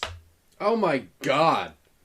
Dog shit. And they really try to ram that up your ass, dude. So, like, they made a whole fucking DLC of it. We're like, oh, you can habitate a vault now. It's like, I don't care about this build your Barbie dream house shit. No, dude. I don't give it. If I wanted to make, if I'd make games. Yeah. If I'd play fucking The Sims. Yeah, you know, like I wouldn't be playing Fallout if I wanted to build like my fucking Barbie Mega Mansion. yeah, I don't boot up Fallout to play Minecraft. And if you're going to do it, make it good. Yeah, that's like if there was some kind of like wave defense mode that you could do, or just something besides like, well, you can build it. Every once in a while, bandits will attack, and you guys won't do anything, but like. It's so half-assed. It's like a half-assed mod that's like grafted. Yeah. And pushed. Like, dude. Oh. I genuinely think Todd Howard was like, alright, Minecraft, Fallout. Genuinely, the most annoying mission in that is the mission where you have to build the fucking teleporter to the Institute. Damn. I fucking hate that quest. I Google that shit so often, dude. I hate that. It was kind of cool. At first, it was like, I Googled it, and I was like, well, it's kind of cool, like, seeing it, like, start to work and stuff. Yeah. And then I was like, and then something happened where it's like, oh, you didn't, like, connect the wires right. And I was like, no, fuck this. I don't like this. And, like, oh, fuck. Oh, no, I know what it was. It was like, you have to, like, there's a platform, and then there's the two, like, arches that rise above it. And basically, you have to put the platform down, and then you have to snap the top on. And it's glitchy. Because it doesn't use the lock mechanism like the other fucking stuff does. No, and so, like, you have to really root around, and it doesn't tell you, really, how to, like, that you need to put it on top, I don't think. I mean, it kind of just throws you into it. It doesn't, out of all the shit to not hold your hand on, that's it, that's what it does. And like... It feels to me like when you get to that part of the game, they're working under the assumption that you've been working on settlements already. Yeah. And I would if there was any reason to. Yeah. If there was a reason to help out this settlement before finishing the main quest line, Yeah, I'd do it. Hmm. If, like, by doing this, I would get, like, an extra bottle cap kickback every time I completed a main mission. Sure, I would start conquering settlements so that every once in a while they'd send me cash or some shit. Yeah, you could do like some kind of mountain warband something. Something, you know? But instead, it's just like, yeah, you can start them up and you can build them up. Dude, I tried. I lasted 5 minutes because that shit is so tedious, dude. Walking around, it's like, oh, you need to go and like get more wood and steel. It's like, I'm not even going to put the effort into like cheating in those resources. Oh, and then you do it, and you're like, okay, I need to build a floor for this place, and then you go to put it down, and you realize it's a fucking canyon that you're trying to work with, and your floor just juts into the wall. It doesn't like course correct onto the terrain. Like, oh, I hate settlement building in Fallout. Fallout 76. Oh, does it? Is that going to be like a thing now? Settlement building? Yeah. But Fallout 76 was you have a mobile tent system that you can just throw your house out. That's immersive. That's immersion, my friend. Mm-hmm. Yeah. Imagine if like that technology had survived until Fallout 3. The technology that they have in Fallout 76 ruins every other game to me. Because like do you know anything about the lore of 76? No. Dude, okay, so the Vault 76 is like a test vault. So,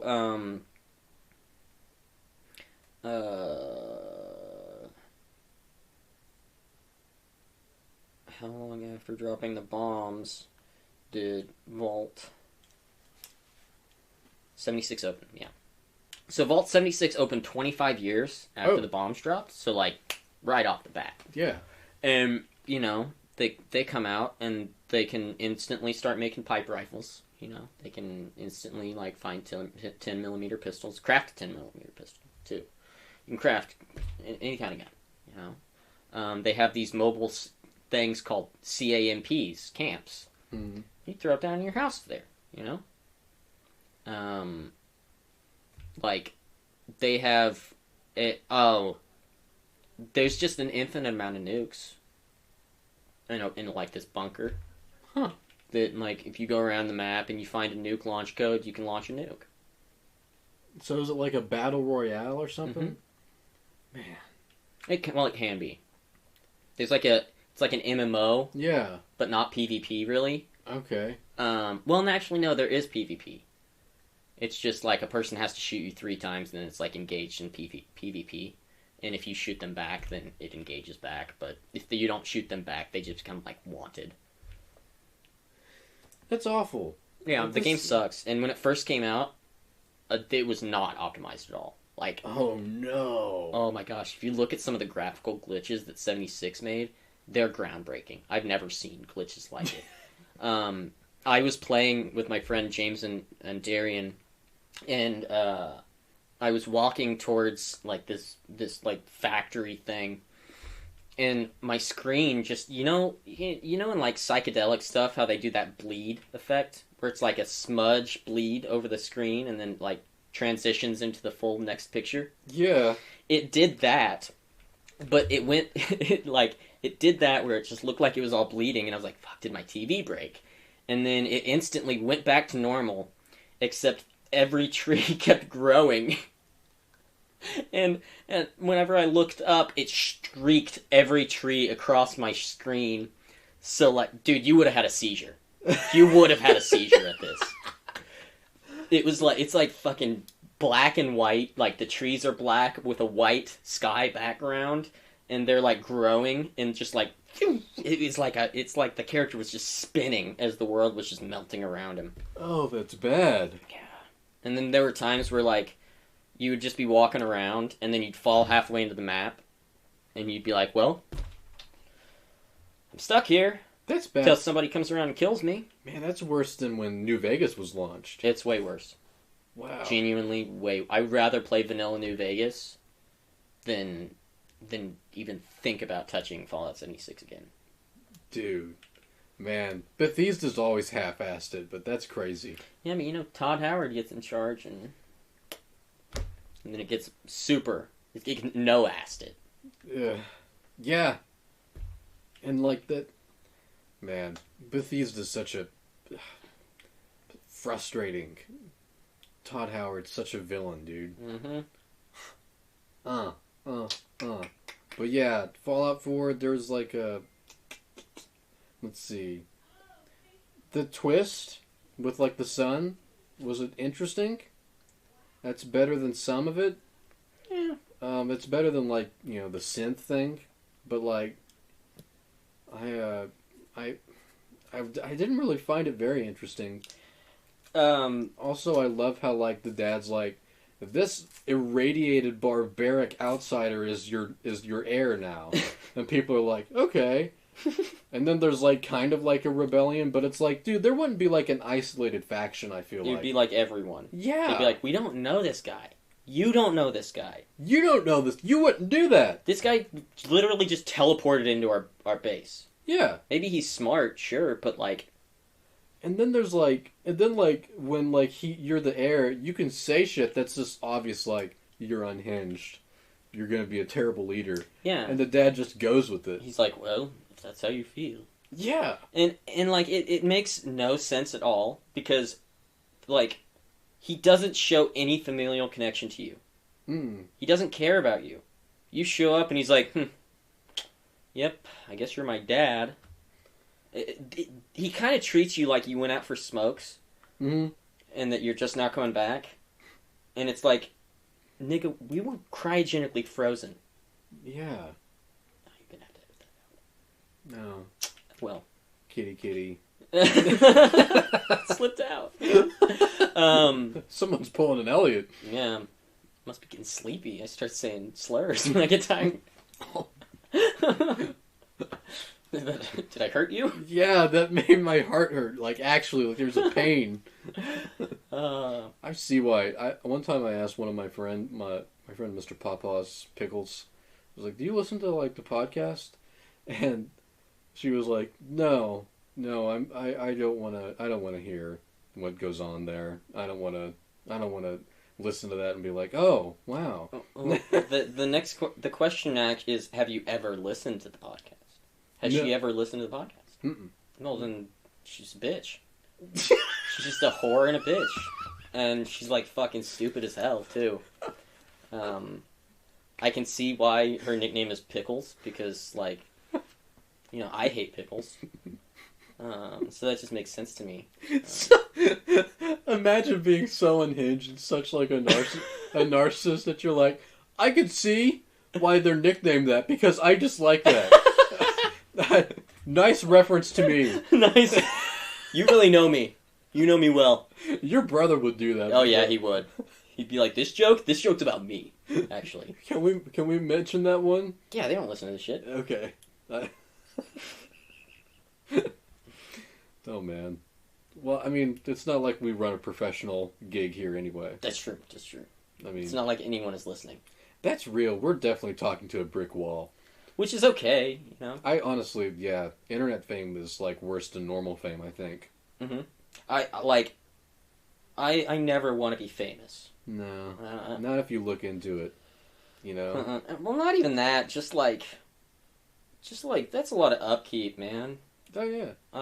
Unless I become known for the guy who, like, says slurs and doesn't mean them, it's just too much work, It's too much work being famous, because you gotta hold back so much.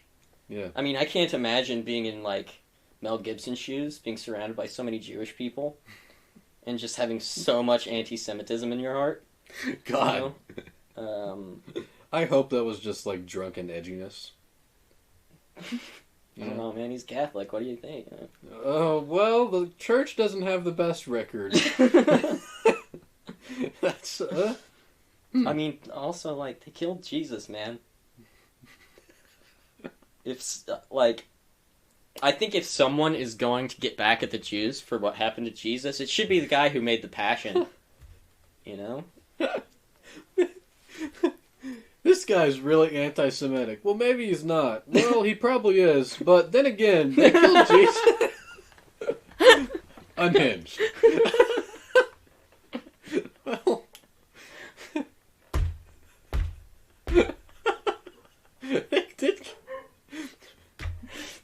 They did kill Jesus.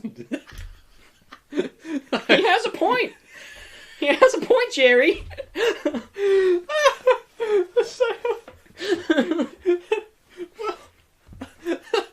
Jerry Seinfeld's literally Jewish. That makes it even better. Your people did kill their savior. You know? Kramer, I'm Jewish. Kramer, I was there. Kramer, Pontius Pilate was Jewish. He's my ancestor. Kramer, what are you doing? Kramer, stop being anti-Semitic.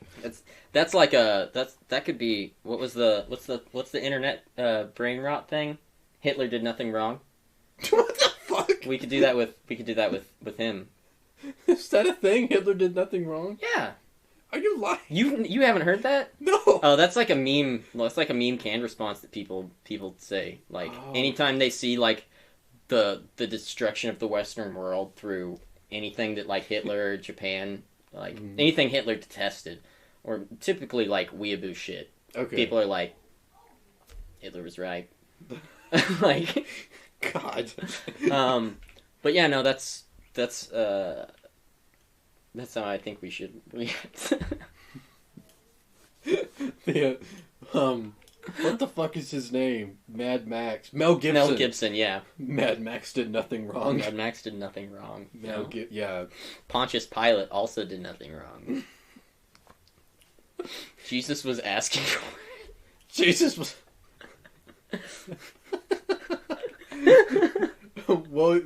What were you doing, Jesus? You went into Jerusalem and started preaching? Well, you know... Look, man, before you had that Last Supper, you broke your bread and said, whoever I hand this to first is going to betray me. What did you expect, man? Your actions have consequences, yeah. Jesus. Yeah, you should have known they were going to react that way. Honestly, though, Pontius was actually like, he wasn't really anti-Jesus. No. He actually didn't want to execute him. Yeah, he tried not to. He was like, I see no fault in this man, but if you want blood, I guess I'll give you blood. But like one of the big things that he did was he went and he washed his hands before he did anything because he was literally washing his hands of it. Yeah. And I don't know if that's where it started from or if that's like just him following a tradition or what, but like Pontius was like, I don't know this dude. I don't know this skinny white guy up on this cross. I'm not getting too involved in your Jew drama, so if you want him dead, fine, but he seems cool to me. Look, I'm not upset that he says he's king of you. Okay? Y'all suck. You're trying to kill him. So, like, maybe he could help you out. What do I know? Stabs him with a spear in the gut, you know? Okay, I'll disembowel him. I just like that whole, like, fine, alright. Okay, like, getting twist my arm. Getting nagged into killing somebody is, like, a great idea. Fine, if you say so. God. You can be a real bitch sometimes, you know that? Where's my garrote?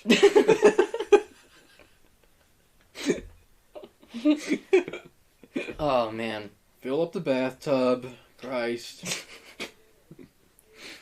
I'm looking down the road right now, and I don't know where this podcast is going to end today, man. Yeah, I don't know. It's going to end on a high note for sure. Yeah, but just what? I'm, like, concerned. Because, like, I know we have a tendency to, like, keep on pressing one more up. No. You know? No, we're decent, fellas. So we've talked about, like, Hitler and rape.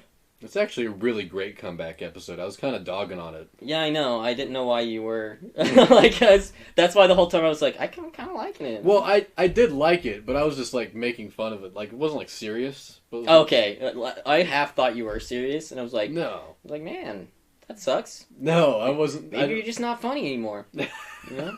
Maybe it's all me. Maybe I'm the funny one now. Just like I've always been. Getting really, really, I love the idea of like somebody getting like angry, upset, and like a little like almost insecure because somebody like is teasing like the Goonhole podcast. Don't fuck with him about the Goonhole, man. Look, he gets weird. He will draw a line. Look, bitch, you don't talk about Monkey Man. You don't talk about the Goonhole. Big Monkey. You put some fucking respect on his name.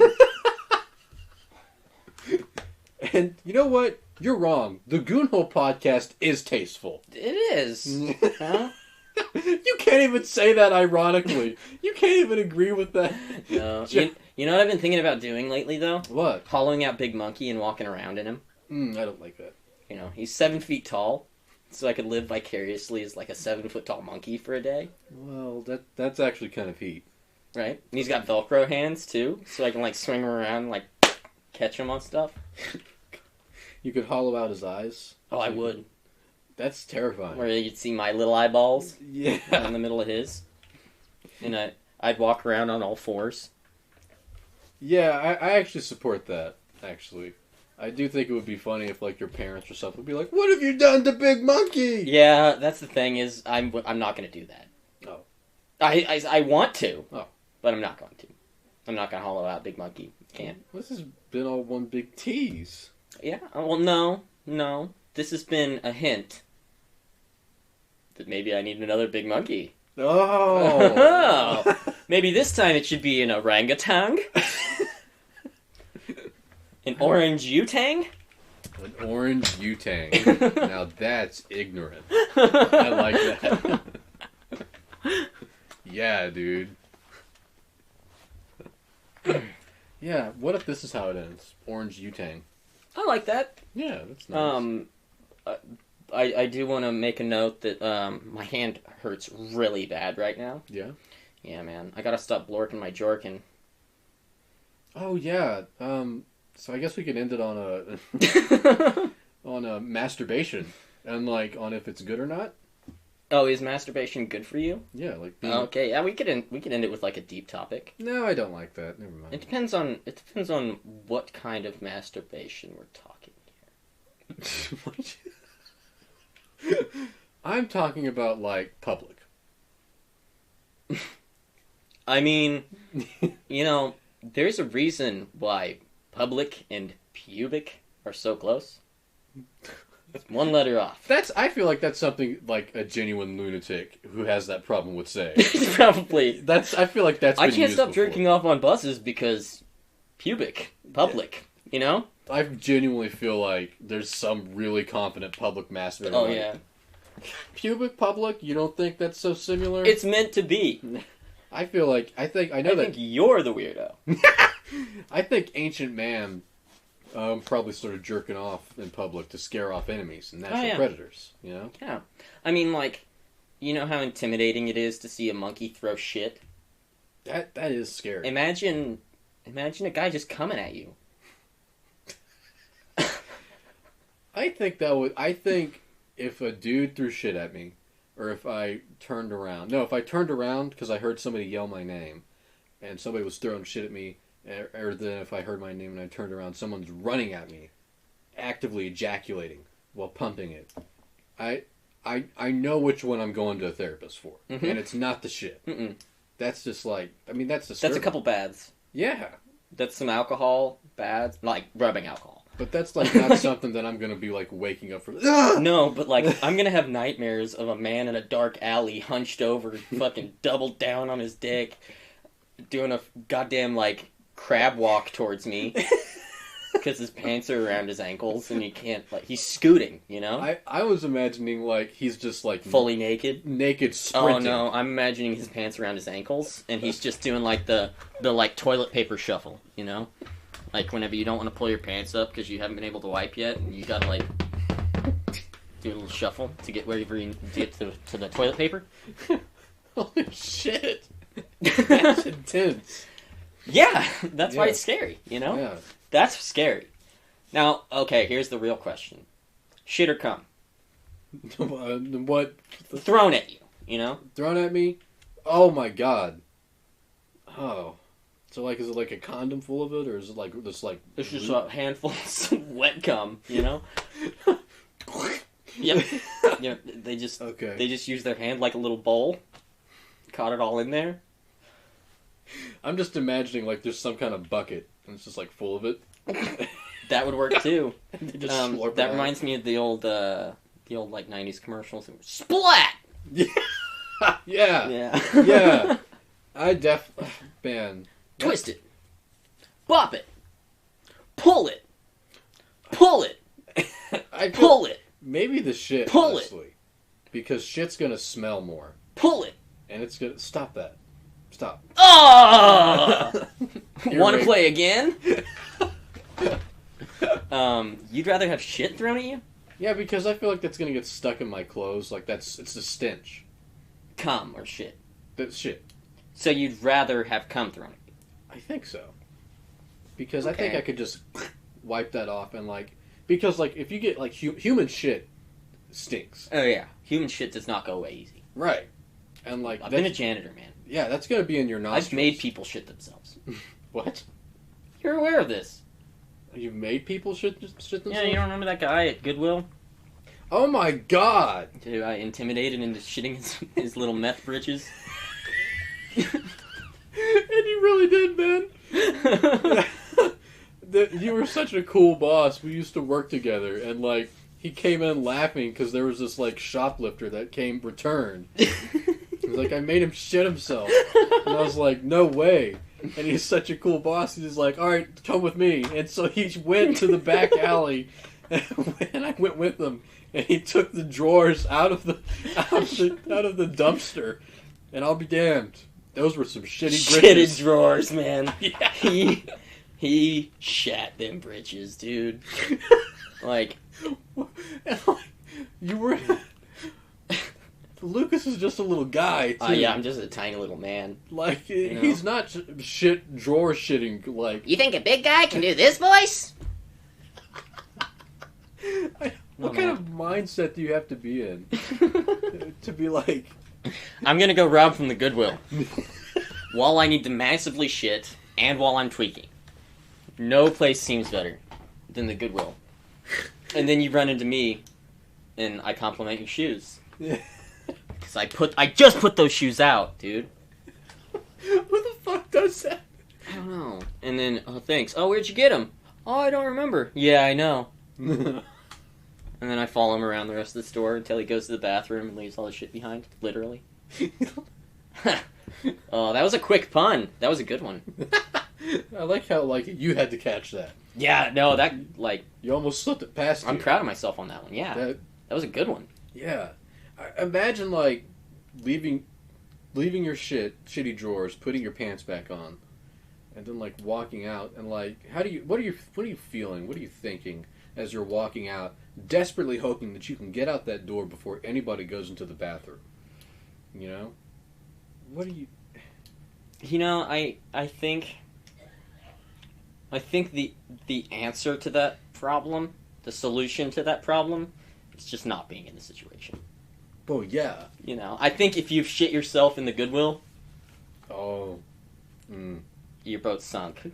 Yeah. Like, kill yourself. Sorry. Them's the rules. You shit yourself in a thrift store. Because you basically got called out for shoplifting. Yeah. Like... Yeah. I mean, well, that's... I've heard of a lot of rock bottoms. But, like, Goodwill manager making you shit yourself because you're stealing. Like... And it's actually worse than that. Because he stole, he exited the store, he returned the same day, I believe, with the shoes that he stole. And then... Tried to steal more stuff. Did not steal more stuff. Actually left behind free pants. Full of shit. But, what are you gonna... Beggars can't be choosers! You know? Yeah, and then you get called out, and then you shit yourself in the Goodwill. I mean... I've shit myself from drinking too much, you know? But I don't think there's any situation in which I shit myself and try and take care of it in public. Hmm. Unless I have exactly what I need, unless I have, like, fucking wet wipes and shit. Like, everything I need. Yeah. I'm getting out. Like, yeah, I'm gonna smell like shit in my own car for a little while, and it's gonna be upsetting. But I have shit in my own pants. That's on me. That's nobody else's problem. That's not the Goodwill manager's problem.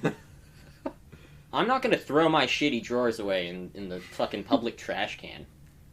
For, like, some kid to maybe find. Anyone could find it. And, like, for me, it wouldn't even matter if it was one of those things where it's like, I gotta get out of the store before anyone can... I wouldn't care at that point. I'd be like, I don't fucking care if anybody finds my shitty pants in there, because I'm so low that, like, what could they say? How could they make me feel less than I do right now? I shit myself in a Goodwill where I'm stealing. And I'm not even good at it. And I'm not even a good stealer. From Goodwill, they don't even care. If you're decent at it, I let you get away with it. Like, I will give you a thumbs up and a wink if you're stealing from the store. But if you were obvious about it, like, I'm trying to make you a better thief here. Good thieves don't shit their pants and throw them away in the public toilets. Bro. Good thieves don't come back after they've stolen this stuff the same day. Like, up your game, dude. I stole from the Hot Topic for years. And that store's tiny. I know what I'm doing, man. Yeah, man. It's really easy to steal from Hot Topic. Is it? Yeah. Yeah. Yeah. If you're cool, that is. Yeah. Okay, Lucas had like a teeth surgery, so he's missing a tooth. So the fact that like it really, you're wearing a beanie and there's a gap in your tooth, and you're smiling like, yeah, it's real easy to steal from the Hot Topic. And I'm like, oh my god, dude, it's so big. Hello, Tweakerville. I fit the part. Hey, I did this the good old-fashioned way. Cigarettes. Yeah. And a lot of vomit. A lot of vomit. Gooby's bulimic. Mm-hmm. And then I eat it again. You throw it back up again. You're like a dog. Yeah, I really want to... it's about wearing the enamel off my teeth. I really like the way the acid feels when it's melting. I don't know. I don't know where that's going, man. No, I don't swallow my own puke back, but I do puke a lot. I didn't. Got a baby belly. I knew you were joking when you said that, but the fact that you're like afraid that I believe that makes me think that you're like actually eating your own puke. Maybe. He's twitching. Yeah, his face is twitching. If I say maybe and I'm twitching, what the fuck does that mean, Elliot? It means you're lying. About what? I said maybe. You're lying. So no? Well, maybe means yes. Maybe means maybe. No. Maybe means perchance yes, perhaps no. Sorry, perchance just tickles I know, right? me. It's so good. Perchance. Perchance and perhaps. Imagine that lawyer going up to those kids' families and being like, I'll perchance find the assailant. Perchance I won't. Farewell. I might just be a simple country lawyer, but perhaps he did the crime. And perchance he did not. Oh, it's so good. I need to start using that more. But Goodwill and thieves. Shitters. I'm going to say this story. It's a personal story, but I don't particularly care for the person, and I know they don't listen to this, so I'm going to say it. I really enjoyed the drama that went down when one of the like, he'd been around for like over half a year or something, and it was revealed that he had stolen like $1,000 worth of merchandise over the years. Big B. I never called him that to his face because I didn't want to endear myself to him at all. Yeah, I get that, because like he was always good to see you as well, Brandon. Mm-hmm. Yeah. How do you do, Brandon? But if he was like really cool, he would have been Big B. But he wasn't cool, so no. He was kind of charming. Did I tell you about so he stole hundreds of dollars from Goodwill? Yeah. And did I tell you about him like messaging me a while later? Mm-hmm. And being what was it that he said? I can't even remember. Are people spreading rumors about me that I like stole money out of the cash register or something. It was something adjacent to stealing that was like, you were stealing, just not like that. Yeah. They may have lied about your method of thievery, but you're a thief. You're a big one, too. You committed thievery. Yeah, and like, and you hadn't worked there in like half a year at that point? Yeah, it's like, dude, first off, I don't care. Second off, like, why do you care? Yeah. I haven't worked here in like 6 months. You haven't worked here in probably a year. Yeah. Move on. It's Goodwill. Yeah, baby. They Like, moved on. And yeah. you stole like $1,000 from them. They hired someone right off the bat. Yeah. Like, you were not missed. No. I'm going to send this to you. I'm going to send this episode to you because I want you to listen all the way through. And hear this part. Brandon, you still stink, man. I told you. I told you on like your third day that you need to put on deodorant, but you just never would. And then you'd say you would, but I know you're a fucking liar. Because like nobody who puts on deodorant smells that bad. Okay? And then I would keep cologne in the locker for you, and you never used it.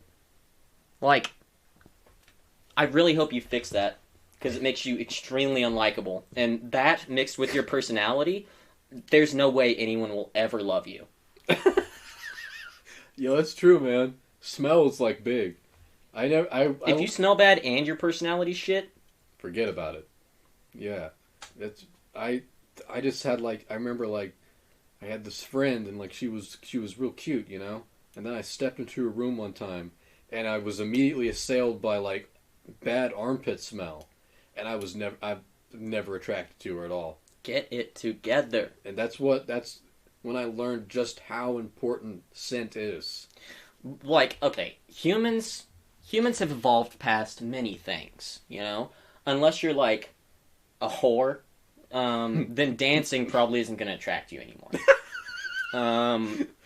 We're not birds. And like, I can't just go around swanging meat, you know? And so I can't show my grandness as an attractor. Grandness. So the two things that typically will attract people off the bat is your smell, and on a scale of 1 to 10, how much when you talk, that person wants to commit suicide. Brandon's a 10 on both.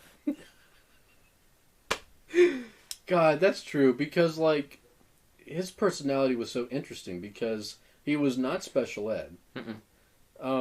Yet, he acted like a 14-year-old.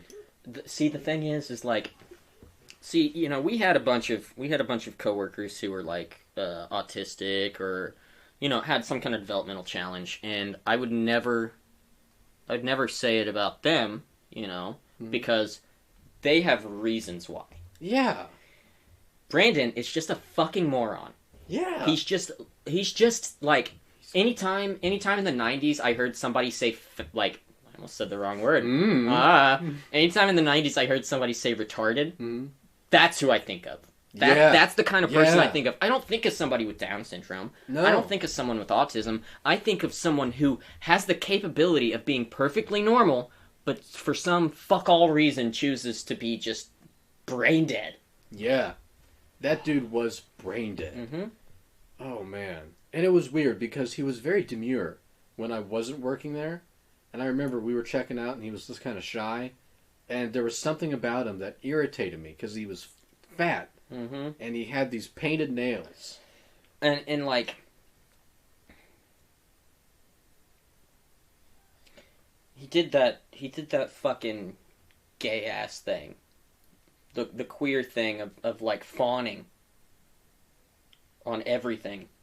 Like, it's a weird, like, queer reactionary thing that I've noticed, where I don't know what happened during development, but it's like not only are you stupid, it's like you know that you're stupid and you expect me to treat you better because you're stupid. Weird. It's like an entitlement that goes along with your stupidity that I cannot stand. Like, whoa. Man, I've never noticed that. He's the only person I've really, like, noticed it hard with, is that, like, for somehow he acts like he's stupid and it's your fault. That's crazy. Maybe that's just because I was his boss, though, and I told him what to do a lot. Right, that's fair. I do, like, yeah, like, he would not have any idea of, like, boundaries or, like, reading the room. Mm-mm. And he wasn't autistic, neither. Mm-mm. I bet you money he's not on the spectrum. He's not. No, he's not. Yeah. And, like, there was, and, like, I don't know how to describe it except that, like, a very socially awkward, like, over-energetic 14-year-old. Yeah. I mean, that's a great way to describe it. And, but no developmental challenges. Like, that is so important to preface it all. Yeah. This man has no handicaps. No. But he chooses to be this way. I don't know. And on top of... And then, like, he gets kicked out by his parents, and then one of our coworkers lets him live with her. And then it turns out he's stealing her jewelry. Mm-hmm. It's like, you don't need, like, a third cross, dude. Yeah, dude, speedrunning scumbaggery. You're on your way to becoming a goon for a Batman villain. Mm-hmm. That's, like, your only viable option at this point. Like, dude, like... He looks like one, too. Yes, he does. He really does. Holy shit. I didn't think about that. But yeah, he does. Give him one of the, like, I don't know, boss. Yeah. I don't know if we should attack the Batman today. But he's fine. Mm-hmm. He's normal. No, yeah. No, he's not challenged. But yet he's still fucking Igor. An obnoxious Igor. Oh, yeah. Yeah. An Igor who thinks that you really like him. Mm-hmm. Yeah. And, like, who's mean and, like, really mean to, like, the actual developmentally arrested person. Mm-hmm. And it's like, dog. That always bugged me. But, like, we had, like, this really sweet, like, developmentally person there. And, like, everybody... J-Boy? Yeah. And, like, everybody was a jackass to him. I mean, I love the kid. Everybody would, like, except for, like, us, it feels like, would treat him like he was normal, being purposefully... Oh, yeah, no, that was fucked up. I completely forgot about that, dude. Yeah. Oh, my gosh. Oh, God, this is a guy with severe brain trauma. Like, whenever he was a kid, he got body slammed on his head, and it stunted him. Like, from that moment, he just stunted his development. But he's 32 now. Mm-hmm. And, like, sweet guy, real funny guy, real kind, really, like, it's really obvious that he, like, wants to be included and wants to be having a good time with you, and wants to laugh with you and tell jokes and stuff, but everyone there was like, oh, Jack's back there talking to somebody again instead of standing at that door for 8 hours. He's slacking off. And it's like... He's the hardest worker. It's like, bitch, you've been in that office for 7 hours. Who are you to talk? Yeah. You've been on your phone. I know you guys have been on your phone. Leave the guy alone. Dude. Let him walk to the break room for 5 minutes. And then they're like, oh, we tried to tell him this and he didn't understand. I think he's just trying to be obstinate, though. Yeah. That's so fucked, man. That was that. And, like, that leaked into the coworkers. Mm-hmm. Like, yeah, like, he would, like, just be talking or something. Whatever, Jack, you know, shut up. Shit like that. And it's like, I get that the dude's, like, overbearing, but he's autistic. Yeah, like, I would get annoyed with Jack sometimes. Well, you know, you get annoyed with people. But whenever I would get annoyed, it wouldn't be like, oh, motherfucking Jay, you know? It would be like, hey, man, I need a minute. Yeah. Like, I'm freaking out. Yeah, because you were miserable during Goodwill, too. Yeah, it was awful, dude. And then everyone came to me and was like, blah, blah, blah's mean to me. Yeah. I'm like... I'm being abused. Yeah. Right I'm like, oh, gosh. Yeah, that wasn't fun. Let's just make my own podcast. It's immoral. It's with better. blackjack with on blackjack. hookers. Yeah, you get it. All right, sorry for that little kerfuffle. This has been the Goonhole podcast. I've been your host, Lucas. I'm an Elliot. Good night, everybody. Oh, yeah. That's enough. Yeah.